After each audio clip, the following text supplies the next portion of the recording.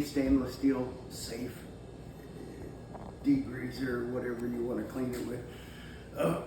Avoid green scratch pads, anything like that. It's gonna, stainless steel, you'll probably hear it 1,000 times, but it is a combination of metals and a treatment on the surface. So if you scratch through this, it's not good for the metal at all. Other than that, leave them run.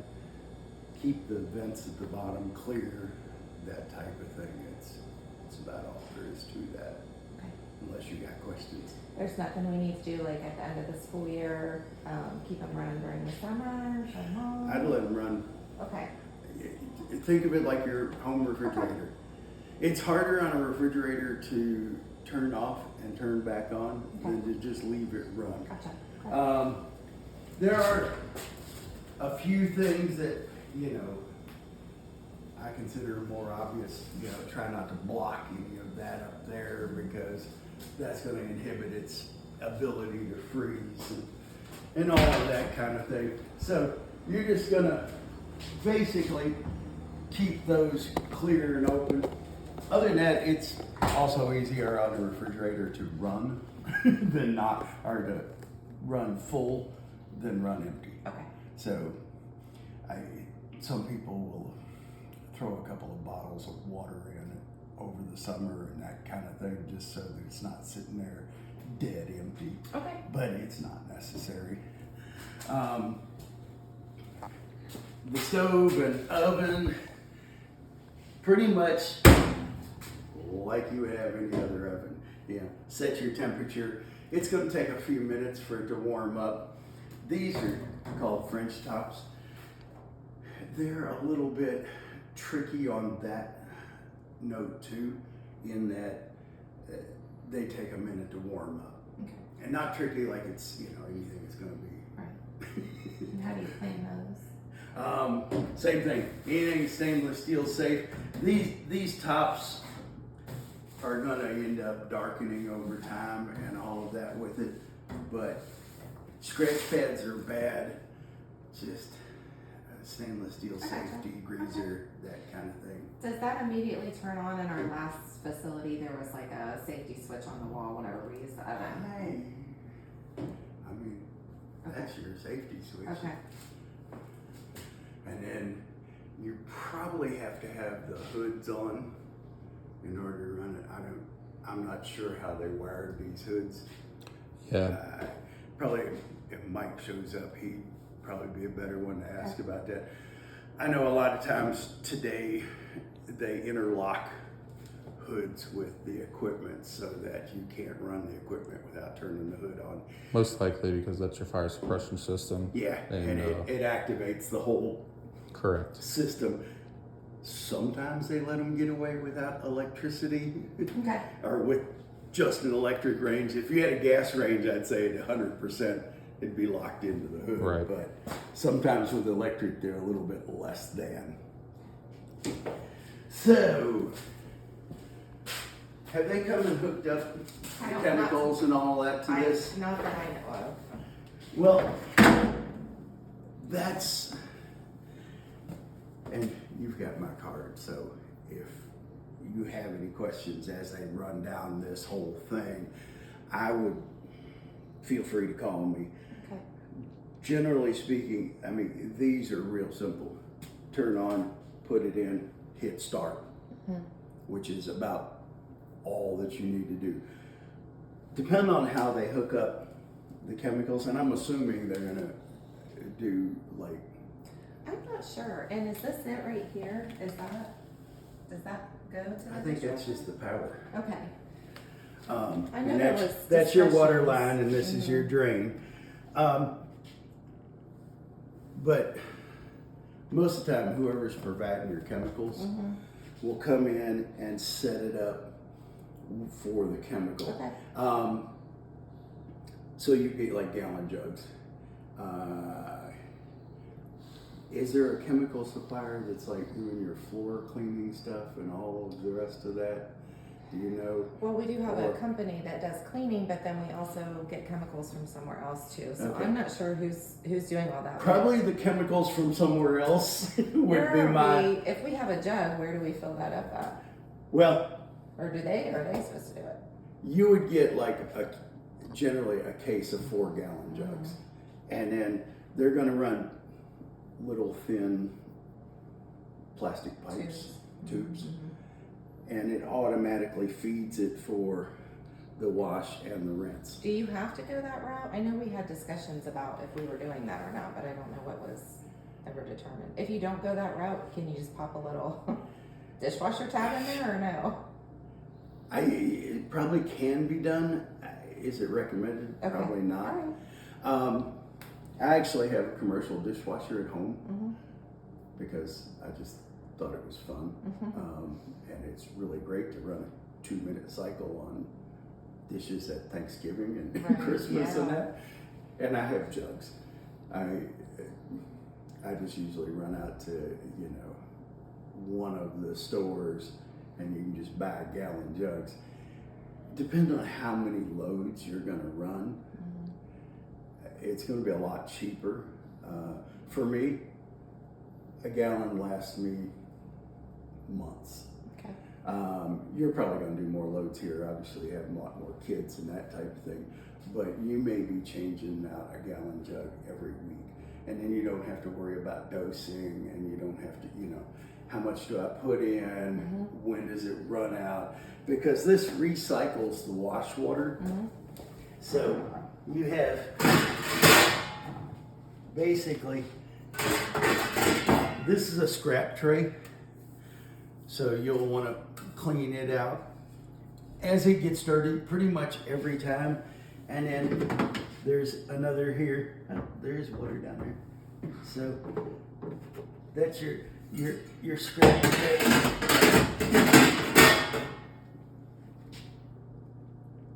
Is there a way to know when it's empty and full of cleaner?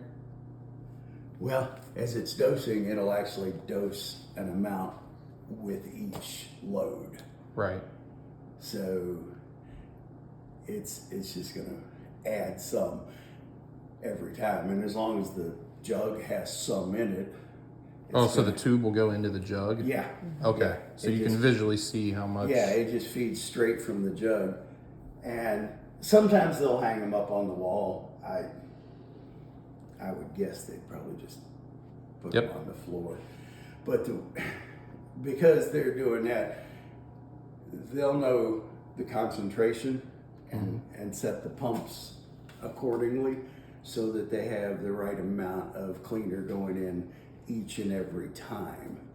And then the rinse aid, which is, just like rinse aid you'd have at a home dishwasher, it just keeps your spots and that type of thing. Okay. And it'll dose that way too. And since you're dosing all those, then it becomes, I don't have to remember to, put a tab in. Right. or- Okay. The people that I know that pour in like Cascade, they use more chemicals than they need to. Then they may not be rinsing, and then they end up spending more than they should, simply because they're not balancing the whole system.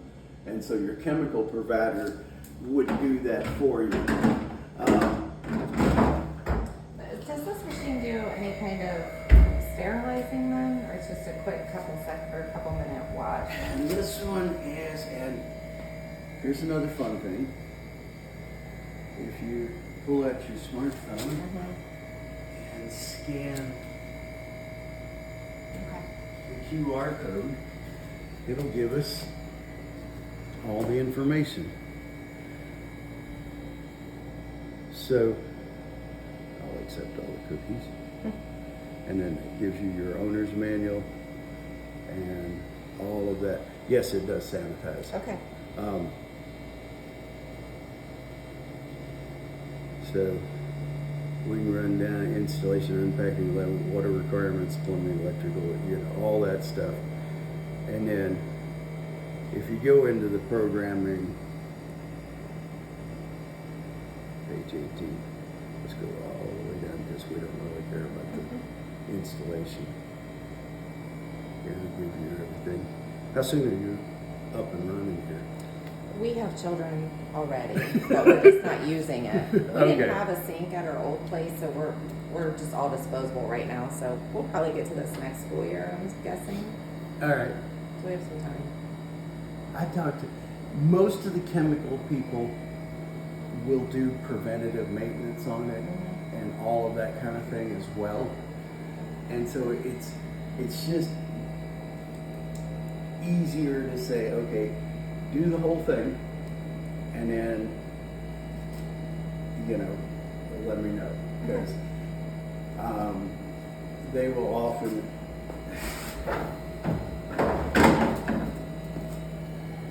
these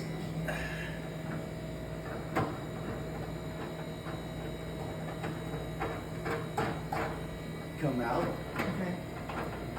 You can unscrew them and then lift these out because sometimes these will get clogged, and then you can take a little brush or something so that you can pull them out. But you can take both those out and like make sure that the wands are not clogged and all that kind of thing. Most of the time, a chemical guy will do that for you.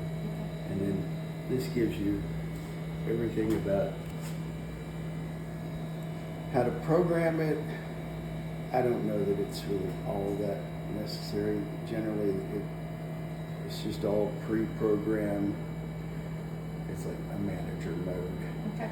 So that you're going to wash, rinse, sanitize, and all of that.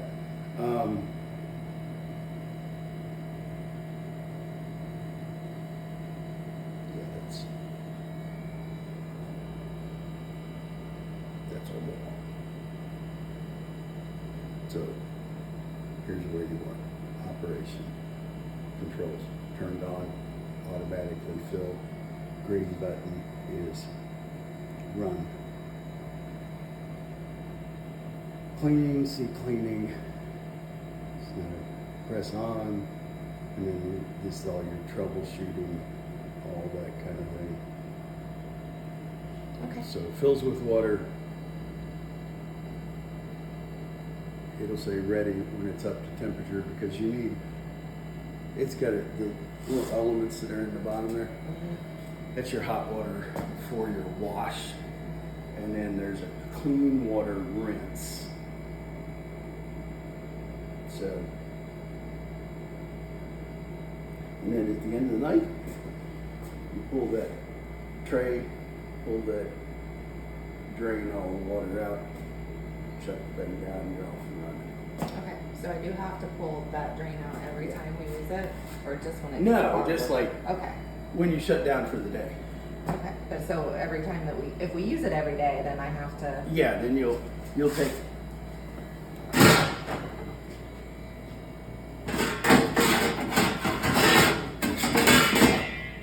pull this and then pull this and rinse all this out, wash it out, rinse that, Okay. wash it out. Yeah. Generally I just take the spray hose over there and just spray it all good and clean. But this is going to fill with water, and then it's going to recycle your wash water, and then it gets a little bit cleaner when the rinse happens because the rinse overflows out of there, and so you get like a dose because it's a clean water rinse. Okay. So it gets a dose each time, and that's where it gets into, okay, if I poured Cascade in there, how much is left over from the last load? Gotcha. How much? Whereas when it's dosing and they're doing it, they've set it up and they have it. Let's put it back in the right order.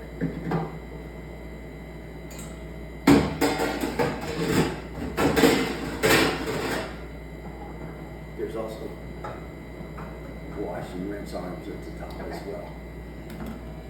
But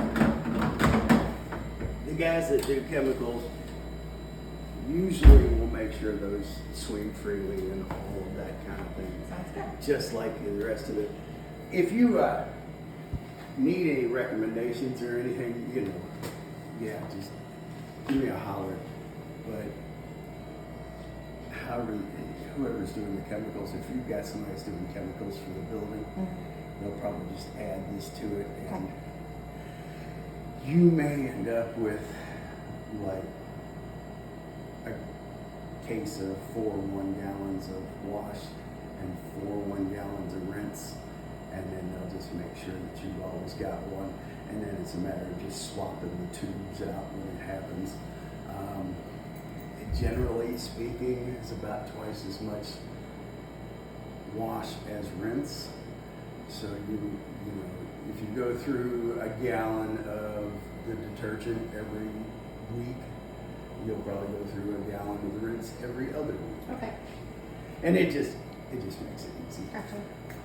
So, and then obviously you have wash, rinse, sanitize. These levers, does that control the drains? Yeah. Okay. So that's just on and tight, and Okay. then that's open. So these, you don't use those for anything then? Well, and I mean, it doesn't fit. I don't know why that's there. Okay. Because that's certainly not. I wonder if that's for something else. They should be more like this. Just I a, like it Okay. at this one. This one has the same, Does it? yeah, same setup. yeah, these should be like.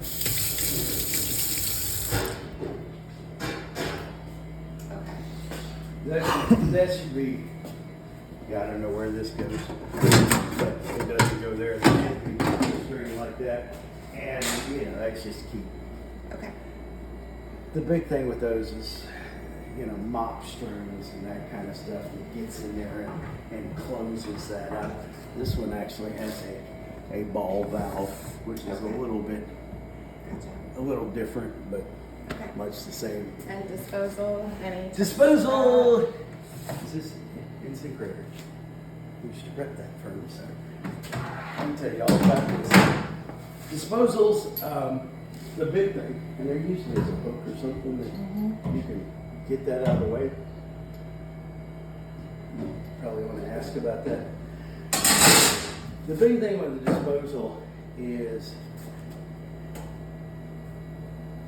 if you look down in there, that whole plate spins. Okay.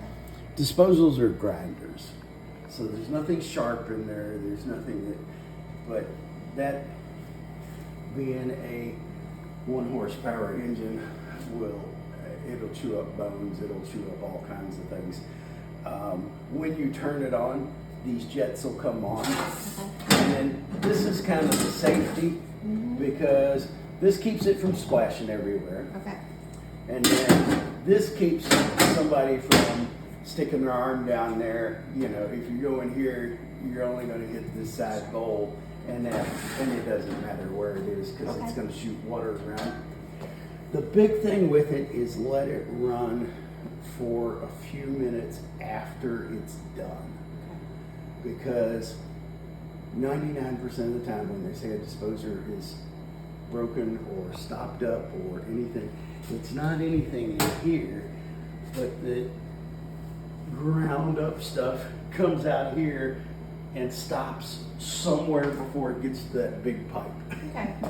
So you want to run enough water behind it where it comes out of these little pipes and goes into this big pipe, and that way it doesn't get stuck. So any of that stuff about don't put rice down it, don't put mashed potatoes down it, don't put, you know, all that stuff can go down there. Okay. It's not going to bother that at all.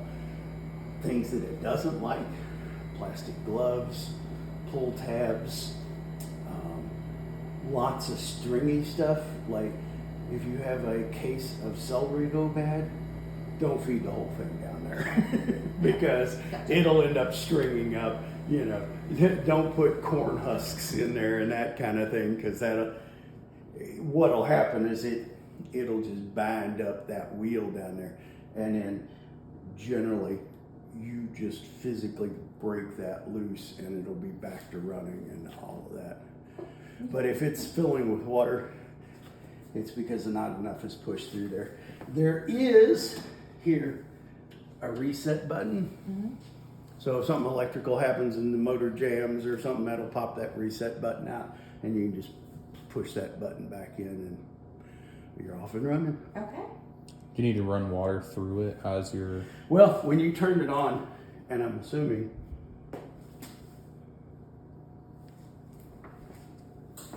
You have water and power to it? Haven't tried anything yet. Okay, so over here you have a master. This is your master switch to turn power onto the thing. Okay. And then start. Evidently you have no power. Okay. So then it'll start. Yeah. Oh, yeah, that thing. You have no power. So you just start it there. And then this 101 actually has a programmed amount of time that this will run even after you shut it off. So you get water while it's going, and then water after it shuts off, and that's to make sure, like I say, that it comes out of these little pipes. So it runs water through itself? Yeah. Okay. Yeah. When you turn it on, it'll start running water. And then this is just so that I could rinse dishes and Gotcha. all of that type of thing. And then that does give you a little bit of time if you have something fall down there, but don't put your arm in it. So do not. If something falls down there, come over here, hit the stop button, let it stop. Okay. And So that stays in, and the things just kind of go down in those little tiny. Right, because your water is gonna whoop. Yeah, you're fine. It's gonna swirl around because this jet's gonna keep it going around, and then food and everything that's supposed to go down there will flow over the edge. Gotcha. Usually, if you drop a fork or something, it'll catch over here, or it won't push through there. Okay. But like I say, you don't want to put your arm down there because you're not gonna stop a 1 horsepower. Gotcha. It's made to chew up chicken bones and all of that type of thing. So last thing in the world you want to do is, Will any food ever get stuck in here? well, at the end of the night, Just flip it over. pull this out, spray everything down. Okay. Because if it starts stinking, it's because something's in here, but you want to make sure, and that's for everything, that water flows all the way through and down and out. I think an ice maker, and maybe that's it. Ice maker. So I thought there was one here. I might have lied, but yes. I don't think it's up and running. I think it had a water issue last Yeah. week. Yeah, and basically you're gonna, they should tell you like how long this lasts, as far as how much ice you're gonna produce. There's really not a whole lot to the ice maker. Again, it's like all the rest of the refrigerators. I'd leave it run all the time. Okay. Obviously, as with everything here, take the owner's manuals over what I say, Okay. because I'm more likely to forget something. Let's see, we have a 7-pound. Let's see. Because normally,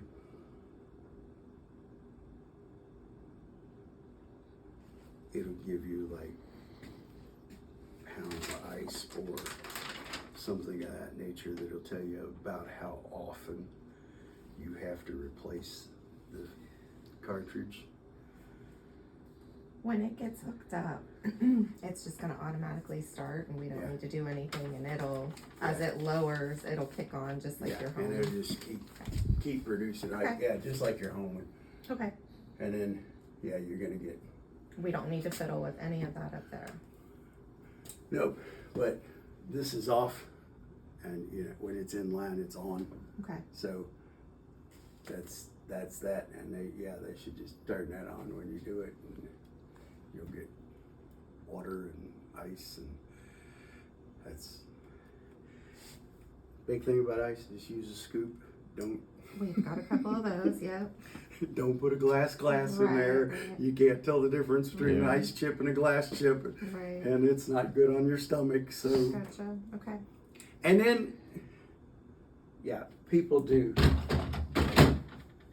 shut these down, drain everything out, and then sanitize the inside with just a regular, whatever sanitizer you're using, Okay. so that you get it.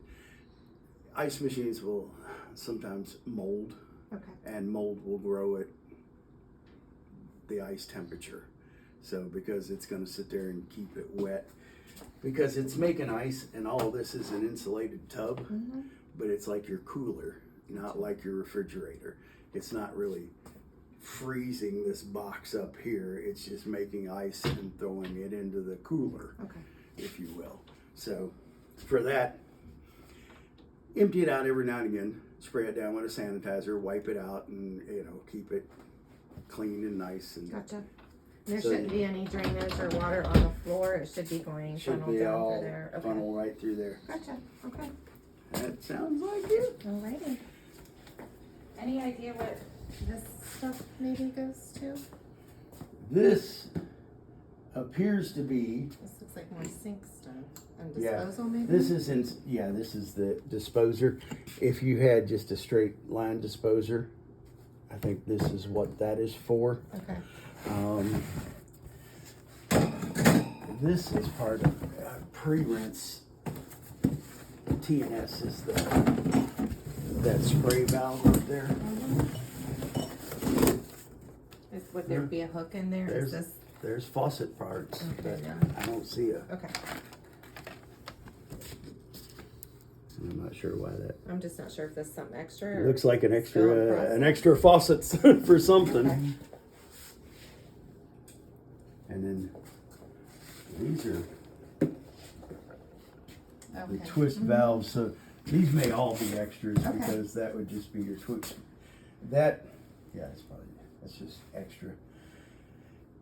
When InSinkErator sends it out, if you're just mounting the disposer into the sink, that's your sink mount. So you would have just this is your splash guard if you don't have that fancy swirly, Mm-hmm. and then you just have this regular Okay. sink stopper there. So Gotcha.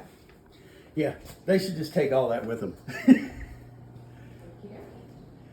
But yeah, if you run into questions, comments, things like that down the road, feel free to use my card. Okay. Thank you. If I don't have the answer, I can get you the person that does have the answer. Okay. If the guys that are doing the